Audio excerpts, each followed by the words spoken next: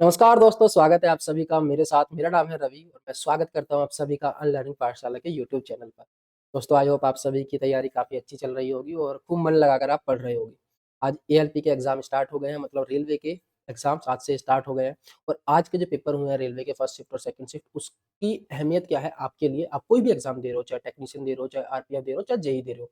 आज के पेपर की अहमियत बहुत ज़्यादा है। आज के पेपर से ये नहीं सोचना कि हम तो जेईई का पेपर दे रहे हैं, तो एएलपी के एग्ज़ाम से हमें क्या मतलब? आपको मतलब है।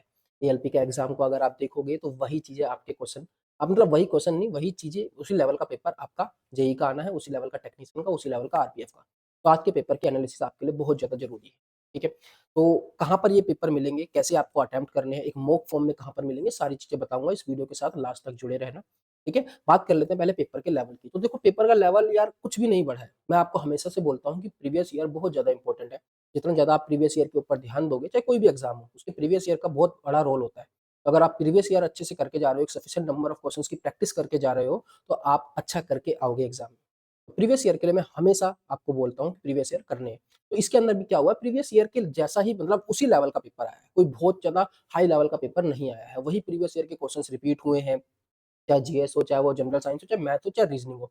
वो बहुत बेसिक पेपर, मतलब बहुत ईज़ी तो नहीं कहेंगे, लेकिन ऐसा पेपर था कि अगर आपने प्रीवियस ईयर लगाए होंगे तो आप ईज़िली अच्छा करके आ सकते हो एग्ज़ाम के अंदर। ठीक है? जैसे कि अगर हम बात करें, जीके के अंदर क्वेश्चन आया हुआ है स्पोर्ट्स से। स्पोर्ट्स के करंट अफेयर से, और मैंने आपको लास्ट वीडियो में ही बताया था कि करंट अफेयर के अंदर स्पोर्ट्स का सेक्शन काफ़ी इंपॉर्टेंट है। मतलब करंट अफेयर में भी आपको ऐसे नहीं पढ़ना कि आप किसी की वीडियो देख रहे हो। आपको टॉपिक्स चूज़ कर लेना है कि मतलब इंपॉर्टेंट एम्बेसडर इस साल कौन-कौन से रहे, स्पोर्ट्स में किस-किस को कौन-कौन सी ट्रॉफी मिली, कौन-कौन से स्पोर्ट्स कहाँ-कहाँ पर हुए। इस तरह के आपको स्टैटिक टाइप करंट अफेयर बना कर के उनको रटना है। उसकी मैंने पीडीएफ आपको अपने टेलीग्राम चैनल पे दे दी है, जाके जॉइन कर लें। ठीक है? तो मैंने आपको बताया था स्पोर्ट्स के अंदर जो है काफ़ी इंपॉर्टेंट है स्पोर्ट्स का करंट अफेयर सेक्शन। तो जैसे कि अभी ओलंपिक हुआ है, ओलंपिक को रट डालो, वहाँ से क्वेश्चन ज़रूर फँसेगा आपका कि किसको कौन-सा गोल्ड मिला, किसको सिल्वर मिला, कौन से गेम में मिला, कितने इंडियन खिलाड़ी जो है गए थे, टोटल इंडिया को कितने मेडल मिले, सारे क्वेश्चन्स इंपॉर्टेंट है, जाके रट लो। इसी तरह से एक क्वेश्चन आया आर्टिकल से, एक क्वेश्चन आया फंडामेंटल राइट्स से। मैं हमेशा बोलता हूँ आर्टिकल, फंडामेंटल राइट्स और अमेंडमेंट से 3 चीज़ें रट डालो बिल्कुल। जो-जो इम्पोर्टेंट आर्टिकल्स हैं, यूट्यूब के ऊपर लिखो इम्पोर्टेंट आर्टिकल्स जहाँ से क्वेश्चन बनते हैं प्रीवियस ईयर से, फंडामेंटल राइट्स और अमेंडमेंट्स। इनके नोट्स बना के इनको रट डालो। मैं अपने एक्सपीरियंस के बेस पे कह रहा हूँ, 2 से 3 क्वेश्चन पक्का फँसेंगे एग्ज़ाम में, सिर्फ़ इन 3 टॉपिक से। इसी तरह से पूछा गया है डीआरडीओ का हेडक्वार्टर कहाँ पर है, तो आप देख लो इम्पोर्टेंट इम्पोर्टेंट जो चीज़ें हैं, इसरो हो गया, डीआरडीओ हो गया, इन सब के हेडक्वार्टर्स देख लो आप। पानीपत की लड़ाई कहाँ पर हुई? मैंने आपको बोला ना, स्टैटिक आपको जो है, अगर आपके पास टाइम नहीं है हिस्ट्री पढ़ने का, पूरा ज्योग्राफी पढ़ने का, और टाइम कम मिला, जेईई के बच्चों को काफ़ी कम टाइम मिला, बाकी एग्ज़ाम जो दे रहे बच्चे उनको भी काफ़ी कम टाइम मिला। तो आप पूरा सिलेबस नहीं भी खत्म कर पा रहे हैं, तो आपको स्टैटिक टॉपिक्स ढूँढने हैं। जैसे स्टैटिक टॉपिक्स में आ गए आपके इंपॉर्टेंट फेस्टिवल्स आ गए, आपके रिवर्स आ गई, रिवर हो गई, फेस्टिवल हो गए और डांसेस हो गए, इस तरह के जो स्टैटिक टॉपिक्स होते हैं ये आपको पढ़ने हैं। ठीक है? यहाँ से क्वेश्चन बनता ही बनता है। आपको स्टैटिक की मैंने पीडीएफ दी हुई है, टेलीग्राम से जॉइन कर लेना, वहाँ से आपको मिल जाएँगी। इसी तरह से क्वेश्चन पूछा गया है, बुक्स के ऊपर क्वेश्चन पूछा हुआ है। तो बुक्स भी एक क्या स्टैटिक टॉपिक है, उसको निकालो, इम्पोर्टेंट इम्पोर्टेंट बुक्स से उनके ऑथर्स के नाम याद कर लो, ठीक है? तो इस तरह से आपको प्रीवियस ईयर के अकॉर्डिंग ही अपनी तैयारी को करना है। और आज के पेपर को आपको काफ़ी अच्छे से देखना है, ध्यान से देखना है कि कहाँ-कहाँ से कौन-कौन से टॉपिक से क्वेश्चन्स पूछे गए हैं और उन टॉपिक्स को आपको अच्छे से प्रिपेयर करना है। अगर हम जीएस साइंस की बात करते हैं, तो साइंस के अंदर भी देखो, अगर आप कोई टॉपिक पढ़ रहे हो तो उसको जो बिल्कुल बेसिक होगा ना, वहीं से क्वेश्चन पूछे। जैसे कि मान लो आप इलेक्ट्रिसिटी पढ़ने बैठ रहे हो चैप्टर, तो इलेक्ट्रिसिटी के अंदर सबसे पहली चीज़ क्या पढ़ते हो आप? ओह्म्स लॉ पढ़ते हो। ओह्म्स लॉ क्या होता है? V इक्वल टू IR, इसके ऊपर क्वेश्चन आया हुआ है। थॉमसन मॉडल के ऊपर क्वेश्चन आया हुआ है। अगर आप इलेक्ट्रॉन्स, एटम्स पढ़ोगे तो सबसे पहली चीज़ हम मॉडल्स पढ़ते हैं। थॉमसन मॉडल, बोर्स मॉडल, ठीक है? तो थॉमसन मॉडल के ऊपर क्वेश्चन आया हुआ है।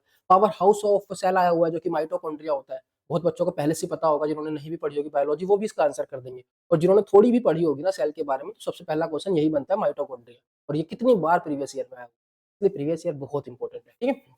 कॉनकेव मिरर, कॉन्वेक्स मिरर आया हुआ है। इलेक्ट्रिसिटी के चार्ज के ऊपर क्वेश्चन आया हुआ है, पीएच वैल्यू के ऊपर क्वेश्चन आया, पीरियोडिक टेबल के ऊपर क्वेश्चन आया। ये बिल्कुल बेसिक क्वेश्चन है यार, प्रीवियस ईयर करोगे ना तो इन्हीं से क्वेश्चंस बनते हैं। तो आपको उन्हीं टॉपिक्स को पढ़ना है जहाँ से क्वेश्चन आपके प्रीवियस ईयर में बने हुए हैं।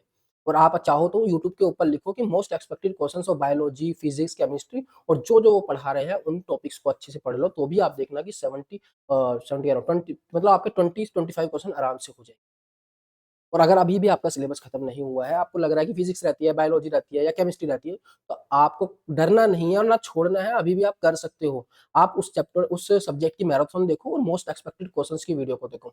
2 से 3 बार एक ही वीडियो को देख डालो आप मैराथन की, और 2 से 3 बार उसके मोस्ट एक्सपेक्टेड एक्सपेक्टेड क्वेश्चन देख लो, और आप देखना कि 70 टू 80% क्वेश्चन आप उस सब्जेक्ट के बना लोगे। तो अभी भी 20 दिन है अपने जेईई के एग्ज़ाम में, तो अच्छे से तैयारी करते रहो। और अगर मैथ्स की बात करें और रीज़निंग की बात करें तो बिल्कुल बेसिक क्वेश्चन आए हुए हैं यार। मान लो आप सिंपल इंटरेस्ट पढ़ने बैठोगे, सबसे पहला क्वेश्चन क्या बनता है कि सिंपल इंटरेस्ट का फ़ॉर्मूला क्या है? P into R into T divided by 100। P भी दे दिया आपको, R भी दे दिया, T भी दे दिया, सिंपल इंटरेस्ट निकालने को पूछ लिया, वैल्यू डालो, पुट करो, आंसर निकाल लो।